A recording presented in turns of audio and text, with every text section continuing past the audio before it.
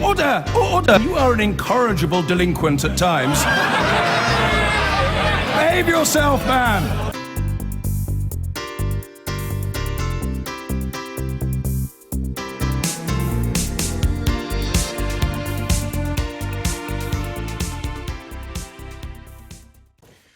Now, if Mrs May wants a hard Brexit, the negotiations will be hard. Tough talk from Francois Hollande as Theresa May arrived for her first Brussels summit since she became Prime Minister.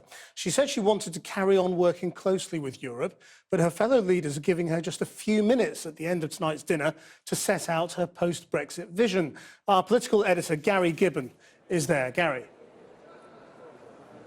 Well, Brexit isn't even on the agenda for these talks. The stuff on the agenda is migration, Russia, trade, but Europe decided that it would look pretty dysfunctional if Theresa May was coming here for her first summit and they didn't at least allow her to talk about the issue. But they've constrained it. It's 15 minutes, we are told, towards the end of dinner, sometime after 10 o'clock, round about when the coffees are tinkling.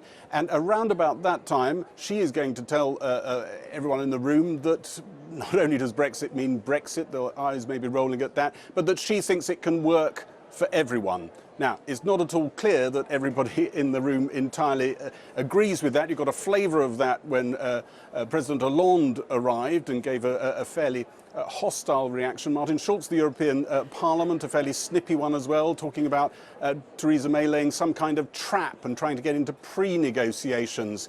Well, Theresa May is going to hear a lot more of that hostility over the weeks to come. Here's how her first European Council went. Theresa May's mission here to convey firm purpose, but also to emphasise post-Brexit, Britain wants to be friends. In the months of detailed negotiation ahead, that could be a very difficult trick to pull off. This is my first European Council and I'm here with a very clear message. The UK is leaving the EU, but we will continue to play a full role until we leave, and we'll be a strong and dependable partner after we've left. Theresa May went on to say, in the face of Russian aggression in Syria, Britain wanted European unity. A difficult plea to deliver when you're the country in the departure lounge.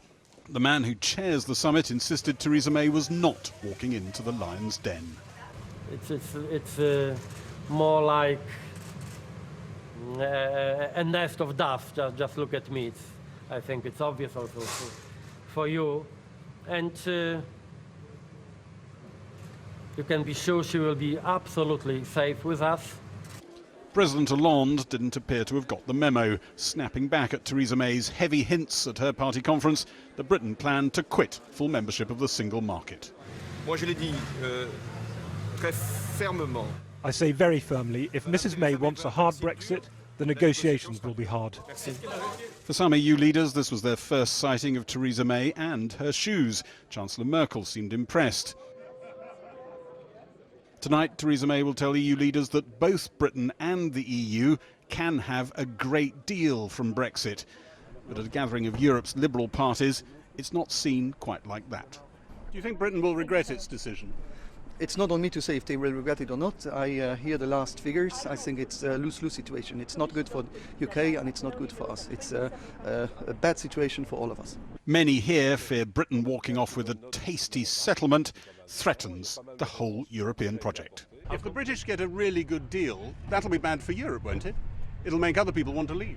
Yes, but for the moment we will start the process and we are waiting for real notification from London. Do you think some people in your own country might be tempted to leave the EU if it works for Britain?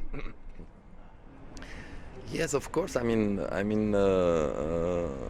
Europe is a fantastic project, but we didn't achieve the base. I mean, the security, the migration. Is it possible for Brexit to succeed and Europe to succeed? Surely one of them has to fail.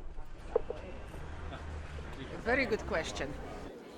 There could be 10 or so more of these lineups for Theresa May to take part in if negotiations run to her planned timetable. Probably fewer smiles as time goes by and Britain gets closer to kissing goodbye. The main subject, though, they're discussing tonight is not Brexit, but Russia. And are there going to be sanctions that the EU can bring in, as it did over Russia's behaviour in the Crimea, over Russia's behaviour in Syria?